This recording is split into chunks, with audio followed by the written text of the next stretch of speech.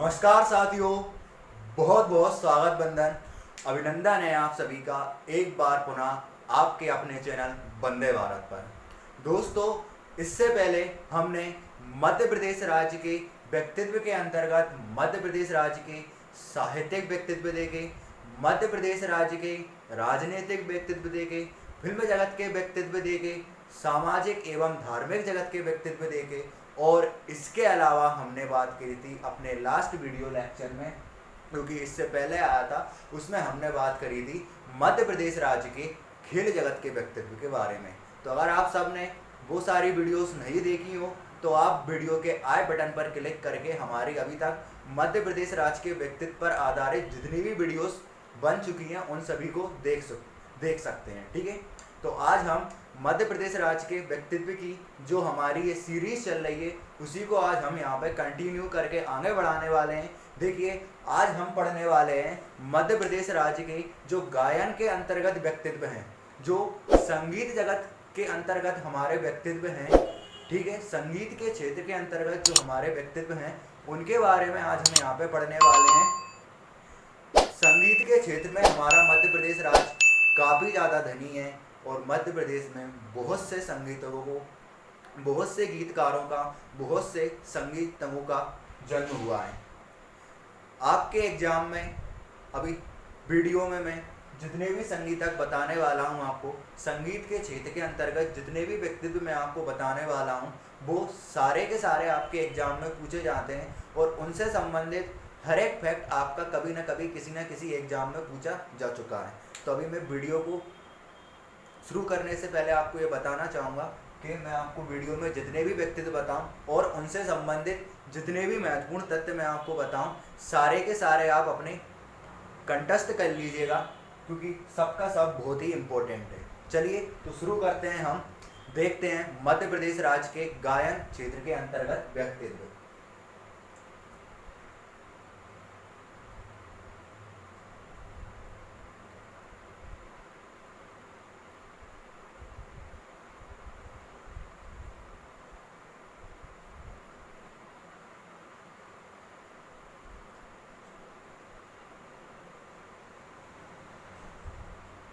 तो अगर हम बात करें मध्य प्रदेश राज्य के गायन क्षेत्र के अंतर्गत जो व्यक्तित्व हैं हमारे, या संगीत के अंतर्गत जो हमारे व्यक्तित्व हैं, उनमें सबसे पहले आते हैं हमारे, देखिए आप सभी इनका नाम जानते हैं, ये ना केवल मध्य प्रदेश के राजकीय स्तर पर बल्कि ये राष्ट्रीय स्तर पर एक ख्याति प्राप्त संगीतक हैं। चलिए शुरू करते हैं। इनका नाम है तानसेन। क्या नाम है इनका? तानसेन। तो अगर हम बात करें तानसेन के बारे में, तो तानसेन का जन्म ग्वालियर में हुआ था। ठीक है, अगर पूछा जाता है कि तानसेन का जन्म मध्य प्रदेश के किस जिले में हुआ, तो आप लोग क्या जवाब दोगे? ग्वालियर। और अगर आपसे पूछ लिया जाता है कि एग्जैक्टली लोकेशन बताइए कहाँ हुआ, तो ग्वालियर के पास एक जगह है बेहट। ठीक है, ग्वालियर के पास क्या है? एक जगह है जिसका नाम है बेहट। यहीं पर तानसेन का जन्म हुआ था। तो कभी आपसे पूछे कि मध्य प्रदेश के किस जिले में हुआ था, तो बता दीजिएगा ग्वालियर में हुआ था। और अगर पूछे कि ग्वालियर में भी एग्जैक्टली कहाँ हुआ था, तो ग्वालियर के पास बेहट नामक स्थान पर तानसेन का जन्म हुआ था। चलिए आगे बढ़ते हैं। फिर अगर हम बात करें इनके वास्तविक नाम के बारे में,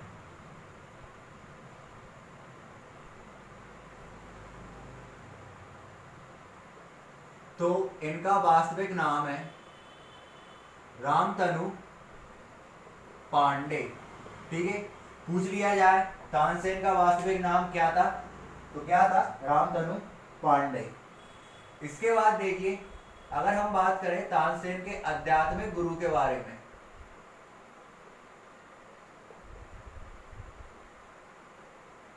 अगर हम बात करें तानसेन के आध्यात्मिक गुरु के बारे में, तो तानसेन के आध्यात्मिक गुरु का नाम था गुरु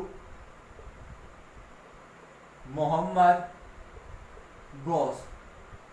ठीक है, क्या नाम था तानसेन के आध्यात्मिक गुरु का? गुरु मोहम्मद गौस। फिर देखिए तानसेन जो थे ये अकबर के नवरत्नों के अलावा भी और भी राजाओं के दरबार के संगीतक थे। जैसे अगर हम बात करें तो तानसेन रीवा के राजा बघेल चंद्र, ठीक है, रीवा के राजा बघेल चंद्र के दरबार में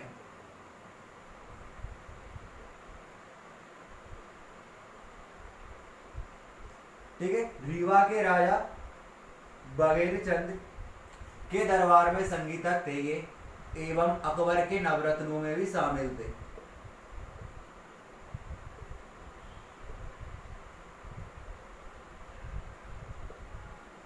ठीक है, तो याद रहेगा आप लोगों को तानसेन जो थे ये रीवा के राजा बघेल चंद्र के दरबार में संगीतक थे एवं अकबर के नवरत्नों में भी शामिल थे। आगे बात करें अगर हम इनकी रचनाओं के बारे में, तो रचनाएं हैं इनकी मियां की तोड़ी,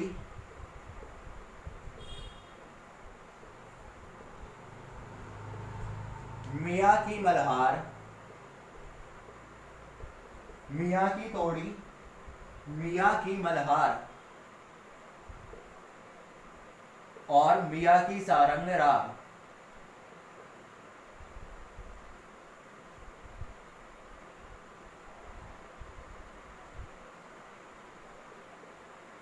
ठीक है, कौन कौन सी रचना है?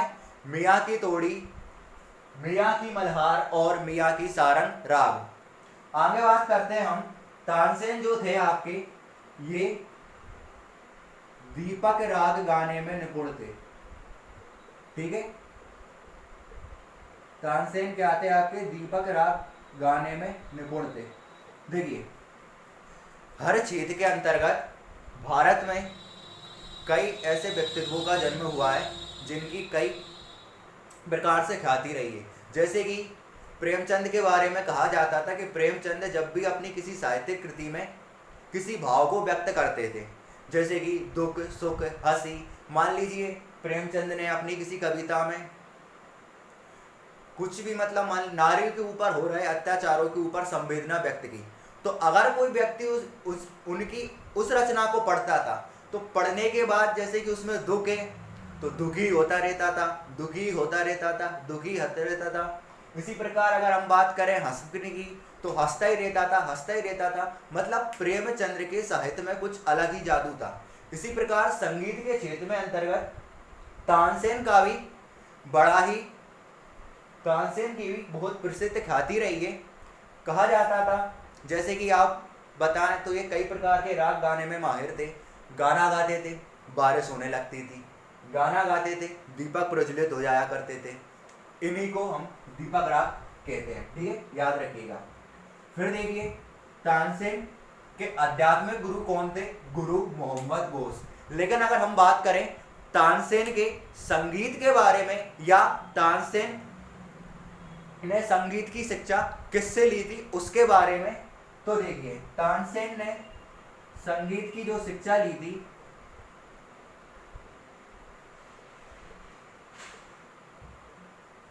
या फिर हम बात करें तानसेन के संगीत के जो गुरु थे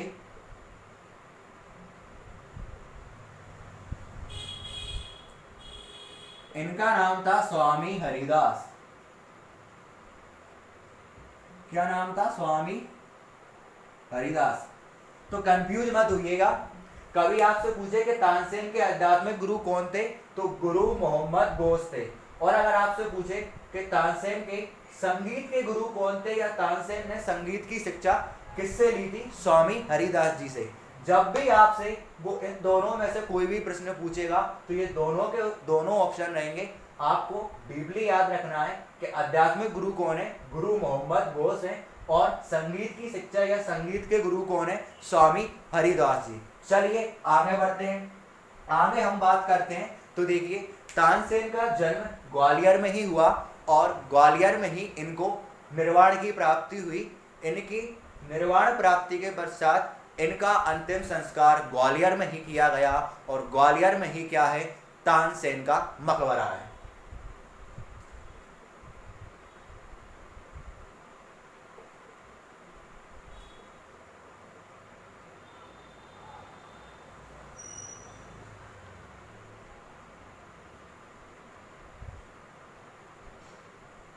तो ये हो जाते हैं हमारे तानसेन कंप्लीट। तो देखिए, अगर हम बात करें तानसेन के जन्म के बारे में, तो इनका जन्म हुआ था मध्य प्रदेश के ग्वालियर नामक जिले के बेहड़ नामक स्थान पर। अगर हम बात करें इनके वास्तविक नाम के बारे में, तो वास्तविक नाम था इनका रामतलु पांडे।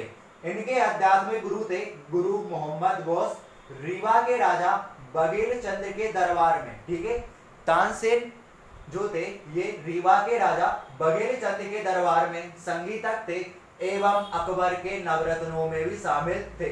अगर हम बात करें इनकी रचनाओं के बारे में, तो मियाँ की तोड़ी, मियाँ की मल्हार, मियाँ की सारंग राग इनकी कुछ प्रमुख रचनाएं। ये दीपक राग गाने में निपुण थे, मैंने आपको बता ही दिया। इसके बाद संगीत की शिक्षा या इन्होंने संगीत के गुरु कौन थे, तो वो थे स्वामी हरिदास जी। और तानसेन का मकबरा जो है ये है मध्य प्रदेश के ग्वालियर में।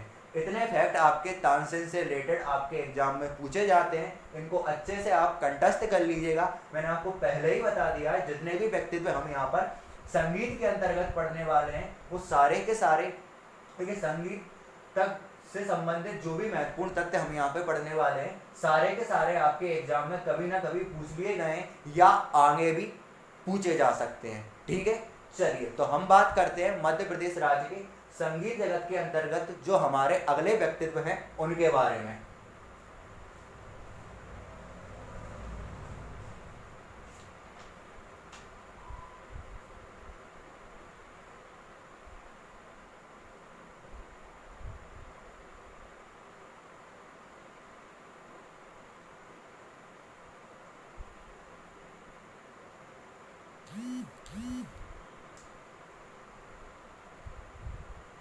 आगे आते हैं हमारे उस्ताद अलाउद्दीन खां।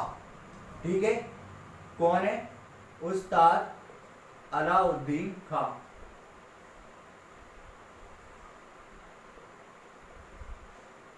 गलत लिखा होगा यार, उस्ताद अलाउद्दीन खां। तो आगे जो है वो है हमारे उस्ताद अलाउद्दीन खां। देखिए, अगर हम बात करें उस्ताद अलाउद्दीन खां के बारे में, तो ये मध्य प्रदेश राज्य से संबंधित नहीं है। मध्य प्रदेश राज्य से ही क्या, ये भारत से ही संबंधित नहीं है। अगर हम बात करें इनकी एक्चुअली निवास स्थली के बारे में कि कहां पर इनका जन्म हुआ था, तो इनका जन्म हुआ था 1862 में। 1862 में इनका जन्म हुआ था नबीनगर में। ठीक है, और नबीनगर जो है आपका ये है बांग्लादेश में। तो जन्म वैसे इतना इंपॉर्टेंट नहीं है, फिर भी याद रख लीजिएगा। देखिए, कंपटीशन का जमाना है, कुछ भी पूछा जा सकता है। तो कब जन्म हुआ था? 1862 में, नबीनगर बांग्लादेश में। फिर अगर हम बात करें इनके कार्यस्थली के बारे में, तो कार्यस्थली जो है वो इनकी मध्य प्रदेश में है। ठीक है, इनकी कार्यस्थली जो है ये मध्य प्रदेश राज्य में ही है।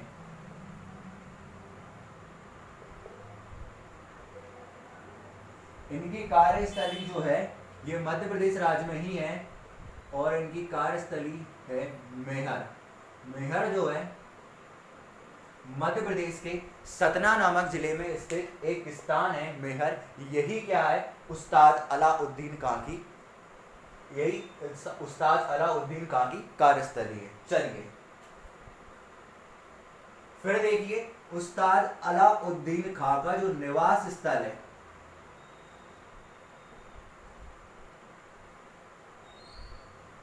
उस्ताद अलाउद्दीन खां के निवास स्थल को हम मदीना भवन के नाम से जानते हैं। ठीक है,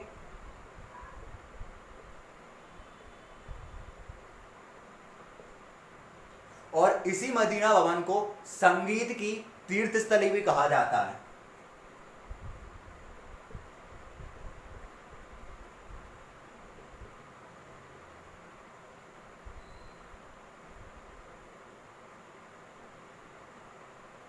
और ये मदीना भवन जो है ये भी कहां पर स्थित है? सतना में।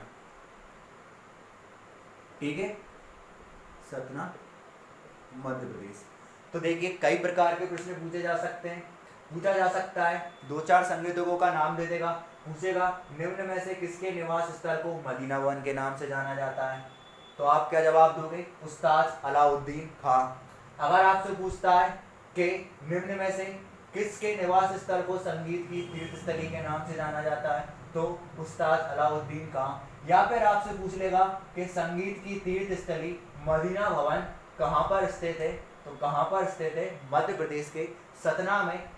इतने प्रकार से आपसे क्वेश्चन आपके एग्जाम में घुमा फिराकर पूछे जा सकते हैं। चलिए आगे बात करते हैं हम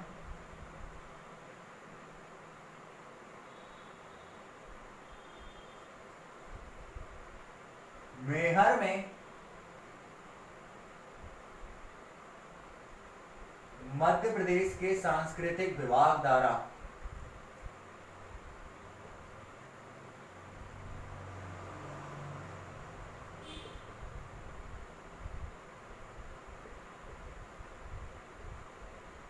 ठीक है, मेहर में मध्य प्रदेश के सांस्कृतिक विभाग द्वारा प्रतिवर्ष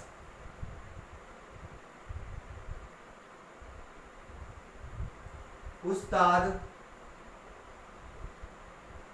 अलाउद्दीन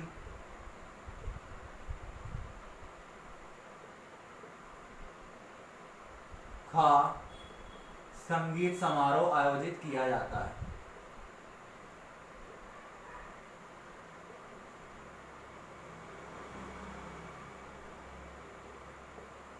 ठीक है, तो आपको क्या याद रखना है? मेहर में मध्य प्रदेश के सांस्कृतिक विभाग द्वारा प्रतिवर्ष उस्ताद अलाउद्दीन का संगीत समारोह आयोजित किया जाता है इनकी स्मृति में। फिर अगर हम बात करें तो देखिए ये क्या थे? प्रसिद्ध सरोद वादक थे। क्या थे?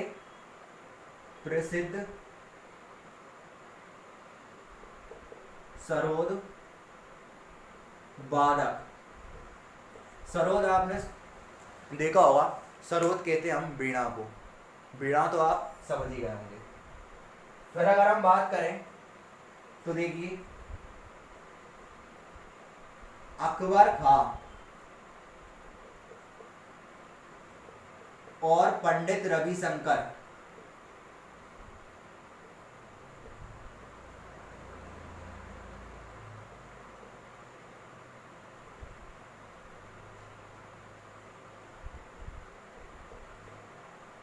इनके शिष्य थे। ठीक है, तो अकबर खां और पंडित रविशंकर किसके शिष्य थे? उस्ताद अलाउद्दीन खां का प्रश्न आपसे पूछा जा सकता है। तो देखिए अगर हम बात करें उस्ताद अलाउद्दीन खां के बारे में, तो इनका जन्म हुआ 1862 में बांग्लादेश के नबीनगर में। फिर इनकी कार्यस्थली जो है वो है मेहर, जो कि मध्य प्रदेश के सतना नामक जिले में स्थित है, और यहीं पर आयोजित किया जाता है उस्ताद अलाउद्दीन खां संगीत समारोह इनकी स्मृति में। फिर अगर हम बात करें इनके निवास स्थल के बारे में, तो इनके निवास स्थल को मदीना भवन के नाम से जाना जाता है, जिसे हम संगीत की तीर्थस्थली के रूप में जानते हैं, और ये मध्य प्रदेश के सतना नामक जिले में ही स्थित है। इसके बाद अगर हम बात करें तो ये एक प्रसिद्ध सरोद वादक थे। सरोद मतलब वीणा। इसके बाद अकबर खां और पंडित रविशंकर जो थे वो इनके शिष्य थे। तो क्वेश्चन पूछा जा सकता है कि पंडित रविशंकर और अकबर खां निम्न में से किसके शिष्य थे? उस्ताद अलाउद्दीन खां के। चलिए आगे बढ़ते हैं और बात करते हैं हम मध्य प्रदेश राज्य के जो अगले संगीतक व्यक्तित्व हैं या गायन के क्षेत्र के अंतर्गत जो हमारे अगले व्यक्तित्व हैं उनके बारे में। तो आगे आते हैं हमारे उस्ताद हाफिज अली खां। ठीक है, कौन आते हैं? उस्ताद हाफिज अली खां।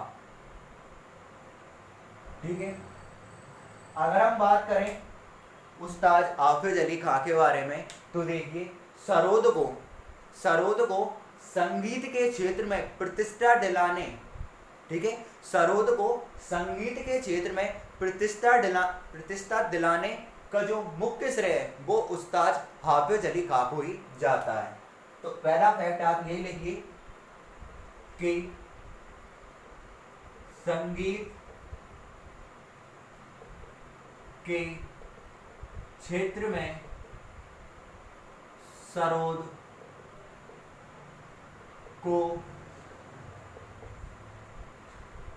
प्रतिष्ठा दिलाने का श्रेय इन्हीं को जाता है। तो याद रखिएगा, संगीत के क्षेत्र में प्रतिष्ठा दिलाने का श्रेय किसे जाता है? उस्ताद हाफिज अली खां को। फिर देखिए, चूंकि संगीत के क्षेत्र में सरोद को प्रतिष्ठा दिलाने का श्रेय जो है उस्ताद हाफिज अली खां को जाना जाता है, यही कारण है कि उस्ताद हाफिज अली खां का जो संगीत संग्रहालय है उसको हम सरोद घर के नाम से जानते हैं। ठीक है,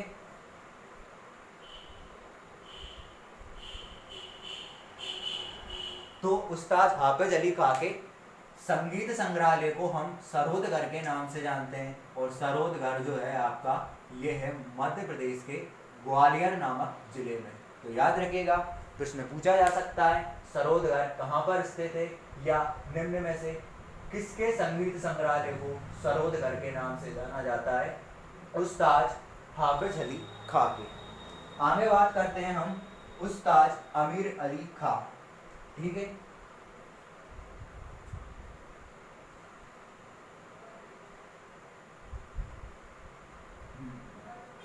ये गड़बड़ हो गया थोड़ा, मिटा देता हूँ मैं इसको।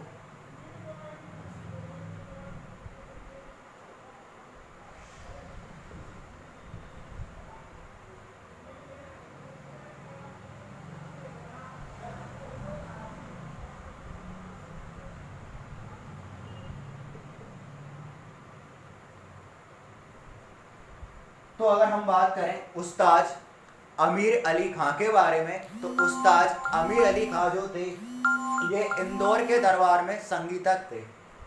ठीक है, किसके दरबार में थे? इंदौर के दरबार में।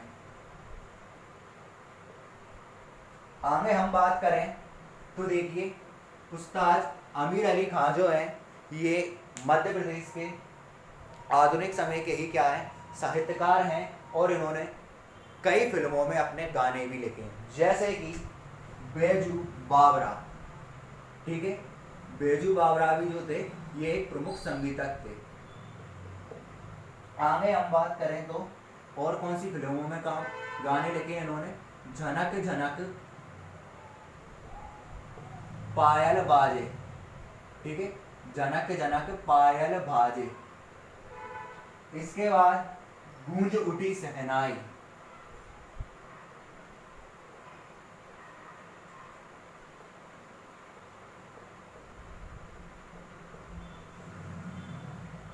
ये हो जाते हैं आपके उस्ताद हाफिज अली खां। तो इनके बारे में याद रखिएगा, देखिए सॉरी, उस्ताद हाफिज अली खां नहीं, उस्ताद अमीर अली खां, ये इंदौर के दरबार में संगीतज्ञ थे।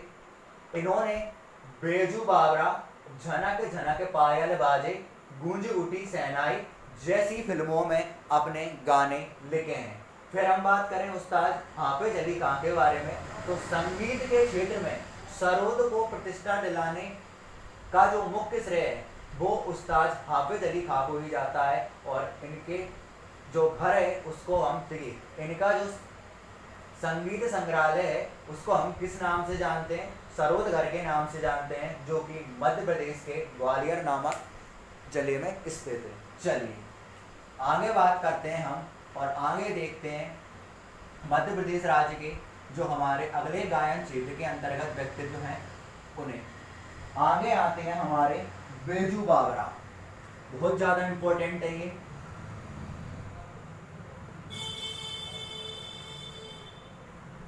और ये जो अभी मैंने आपको फिल्म बताई थी उस्ताद आमिर अली खां वाली, बेजू बावरा, वो भी क्या थी, मतलब इन्हीं के ऊपर बनी फिल्म है।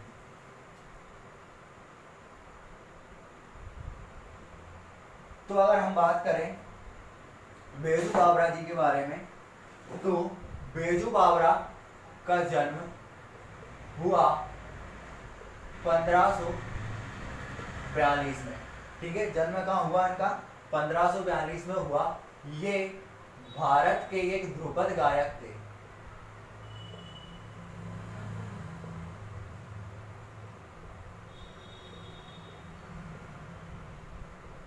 ठीक है, तो बेजू बावरा का जन्म 1542 में हुआ, जो कि भारत के एक ध्रुपद गायक थे। आगे बात करें तो ये किसके दरबार में संगीतज्ञ थे, तो ये थे ग्वालियर के राजा मान सिंह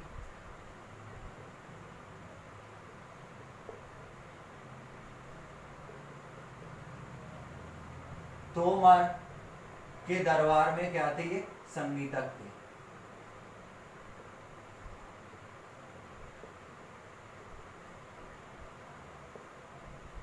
आगे हम बात करें तो ये किसके समकालीन थे, ये तानसेन के ही समकालीन थे।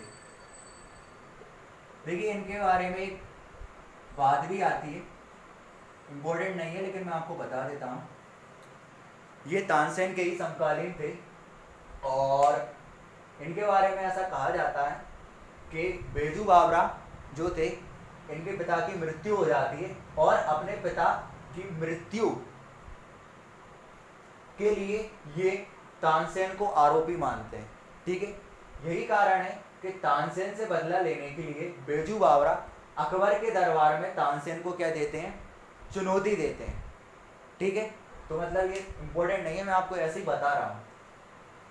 आगे बात करते हैं, आगे हम बात करते हैं इनकी मृत्यु के बारे में।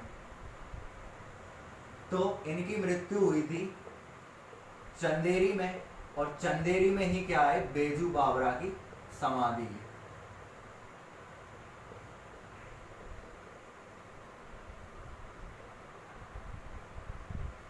ठीक है, तो याद रखिएगा ये सारे के सारे फैक्ट इंपॉर्टेंट है। देखिए मेंस की अगर हम बात करें या बात हम करें प्री की, सिलेबस सबका एक जैसा ही है, कुछ फर्क नहीं है। जहां आपसे वो पूछेगा कि बेजू बावरा का जन्म कहाँ हुआ या बेजू बावरा किसके दरबार में संगीतज्ञ थे, वहीं आपसे अगर हम बात करें मेंस के बारे में, तो वहां पे आपको सीधा सीधा प्रश्न दे देता है कि बेजू बावरा के ऊपर एक टिप्पणी लिखिए या बेजू बावरा से संबंधित जानकारी लिखिए। तो वही चीज रहती है, कैसे लिखोगे आप, बेजू बावरा का जन्म 1542 में हुआ था, जो कि भारत के ध्रुपद गायक थे, ग्वालियर के राजा मान सिंह तोमर के दरबार में ये संगीतज्ञ थे, ये तानसेन के समकालीन थे। इनकी मृत्यु चंदेरी में हुई थी, जहां पर इनकी समाधि है। ऐसा ही आपको मेंस में लिख कर आना पड़ता है और ऐसा का ऐसा ही क्या है, आपको प्री के लिए पढ़ना पड़ता है। तो अगर हम आप में से कोई भी स्टूडेंट इस उसमें हो कि हम यहाँ पे प्री की तैयारी कर रहे हैं या मेंस की तैयारी कर रहे हैं, तो इसमें आप कंफ्यूज मत होइएगा। यहाँ प्री मेंस सभी की तैयारी चल रही है, सब्जेक्ट बाय सब्जेक्ट हम आगे बढ़ते चलेंगे। चलिए फिर हम बात करते हैं मध्य प्रदेश राज्य के जो अगले संगीत के क्षेत्र में व्यक्तित्व हैं उनके बारे में। आगे आते हैं हमारे पंडित शंकर राव। ठीक है,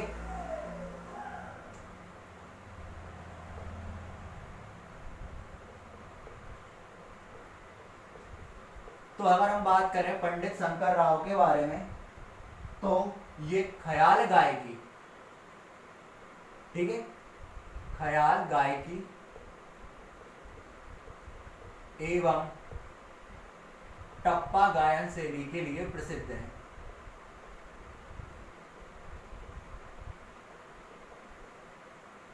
ख्याल गायकी क्या है, संगीत की क्या है, एक शैली है ख्याल गायकी, और टप्पा तो आपको पता है कि गायन की एक शैली है। आगे बात करते हैं हम, तो इन्होंने ग्वालियर में